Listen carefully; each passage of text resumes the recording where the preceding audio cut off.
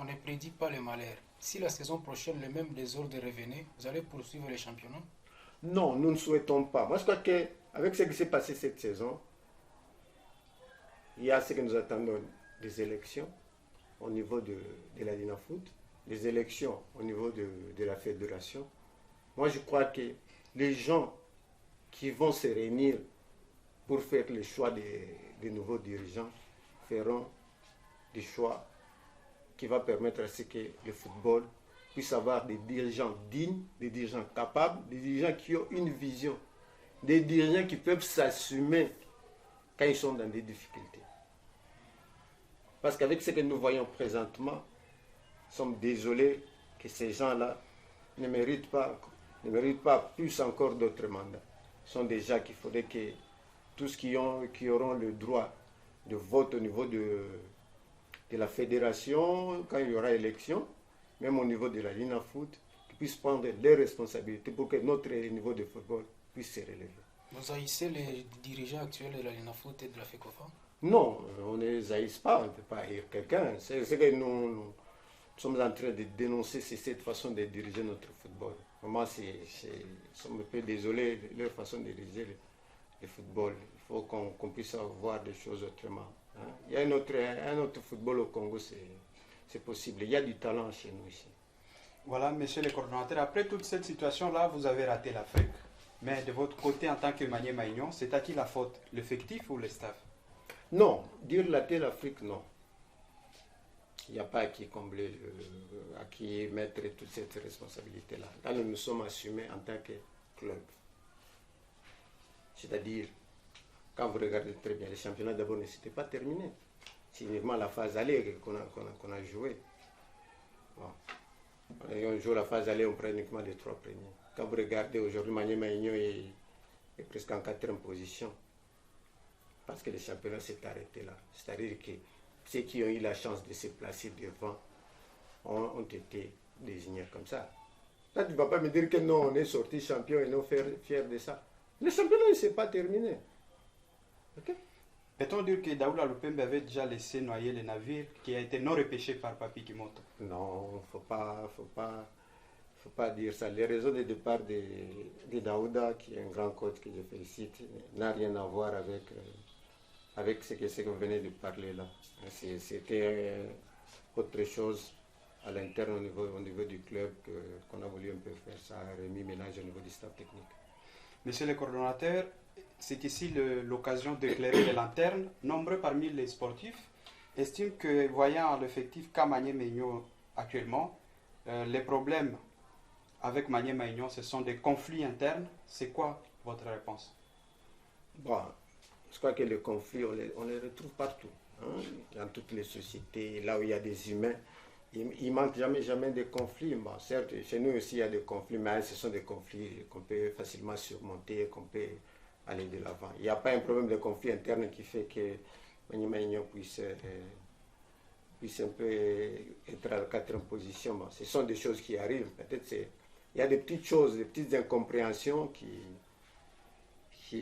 ont été un peu essayées de se parler entre nous et puis de revoir comment est-ce que l'équipe peut encore se booster pour l'année prochaine. On peut revoir le même staff technique la saison prochaine? Et pourquoi Tout pas? en connaissant que les clauses étaient de 6 mois.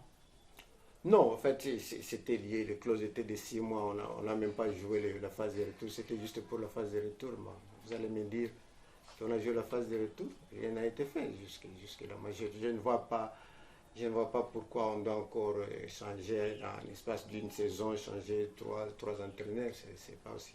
On doit continuer avec. Parce que jusque-là, le travail qu'on avait demandé au staff technique de nous faire, ça n'a pas été jusque-là. Bon, il n'y a pas eu de grands matchs, il n'y a pas eu la phase de retour. Bon, on doit pouvoir continuer, on ne doit pas changer pour le plaisir de changer. Malgré les conflits à l'interne entre le staff et les joueurs, ça va continuer comme ça ou vous allez les résoudre? Non, c'est vous qui m'apprenez qu'il y a un conflit entre le staff et les joueurs. Moi, je ne vois même pas le staff et les joueurs. Tout à l'heure, là, vous avez vu, les joueurs étaient ici. Le matin, nous avons été avec le staff ici. Il n'y a pas de problème entre le staff et les joueurs. Mais ça, ce sont les gens qui essaient un peu d'interpréter de leur façon. Hein. Il n'y a pas de problème comme tel entre les staffs et les joueurs. Vos perspectives pour la saison prochaine? Bon, là aujourd'hui, je crois que demain, ils vont partir en vacances. Vous voyez, ça fait presque 8 mois qu'ils sont ici. La plupart, ils sont de Kinshasa, ils sont de Goma, d'autres qui viennent d'ailleurs. Ils vont rentrer en vacances et ils vont aller se reposer. Et ils vont attendre dans 3-4 semaines. On va les communiquer et essayer de remontrer où est-ce qu'on va. On va essayer d'établir notre carte générale pour que la saison 2022-2023, nous avons l'objectif, c'est avoir la ligne à foot et essayer d'être encore plus loin. Parce que quand vous regardez dans les 4-5 dernières saisons, nous avons bousculé le football congolais. Aujourd'hui, tu ne peux pas parler du football congolais sans parler Maniema. Et donc, nous sommes là, parmi les grands, et demain, nous serons encore là pour être l'un des grands au top 1 de la Ligue de foot. Cordo, les joueurs sont en train de partir déjà en vacances, comme vous le dites. Peut-on avoir des informations, soit des nouvelles sûres de votre part par rapport aux partants? Non, c'est pas encore. Bien sûr, il y a toujours des partants, des gens qui partent, des gens qui viennent, il y en aura 7. Mais je crois que ce n'est pas encore le moment de les dire. Nous attendons les rapports du staff technique. Et ça, nous allons le mettre sur table et nous allons évaluer avec le tuteur du club, parce qu'il a besoin aussi de ces rapports pour essayer d'étudier ce qui n'a pas marché, là où ça n'a pas marché, c'est de corriger pour que l'année prochaine soit une année meilleure. Message aux fanatiques. Mon message aux fanatiques, c'est qu'ils puissent aimer. Je sais qu'il aime beaucoup leur équipe. Hein, qu'il aime beaucoup. Je l'ai vu, je l'ai senti lors du match contre le Popo. Ce que nous leur disons, c'est de faire confiance au staff technique, de faire confiance au général Amissi. Quand il fait un choix, il sait pourquoi il fait un choix. Parce que tout ce que nous sommes en train de faire, c'est de l'orienter dans la vision pour l'encadrement de la jeunesse de Kindu. Nous avons notre politique d'intégration au sein de Maniema. Et donc, cette année, nous allons encore une fois essayer de voir, dans la mesure du possible, de regarder dans le club de Kindu, dans les clubs de la province de Maniema, des jeunes talents, des équipes par-ci par-là qui doivent faire partie de l'effectif de Maniema. Là, notre vision, c'est quoi? Aujourd'hui, nous avons été du côté des quartiers modernité. Maniema a un projet de construire un centre de formation. Nous voulons aussi que les enfants du Maniema, que les fils de la province, profitent aussi de cet encadrement. Cet encadrement, on va commencer à encadrer les jeunes gens de moins de 12 ans, d'autres de 15 ans. Il y aura un centre de formation qui sera une sorte de pépinière pour que le football au Maniema puisse aussi être rayonné, qu'on puisse voir demain qu'il y a des enfants, des fils du Maniema qui se retrouvent dans l'équipe nationale, qui se retrouvent dans des clubs africains, qui se retrouvent ailleurs. C'est ça aussi la politique que nous voulons faire ici. Quand vous regardez dans toutes les provinces, vous regardez par exemple les grands Katanga, vous avez à peu près 8 clubs. Quand vous allez à Kinshasa, vous avez à peu près 9 clubs. Mais quand vous venez ici chez nous, Maniema, vous n'avez qu'une seule équipe au niveau de la ligne à foot. Et donc, nous voulons assez que le football aussi puisse monter aussi au niveau de la province. Que toutes les autres équipes qui jouent à la Ligue 2, qui jouent au niveau provincial, puissent être aussi aguerris. Donc, nous allons essayer de collaborer avec tous les clubs de la province, voir dans quelle mesure booster aussi le niveau de football dans Maniema. C'est ça aussi l'objectif et la vision du général en ce qui concerne l'encadrement de la jeunesse. Nous voulons que des choses se passent autrement. Et c'est ce que Maniema Union doit devoir faire pour la saison prochaine. Il y a aussi du côté de l'encadrement féminin.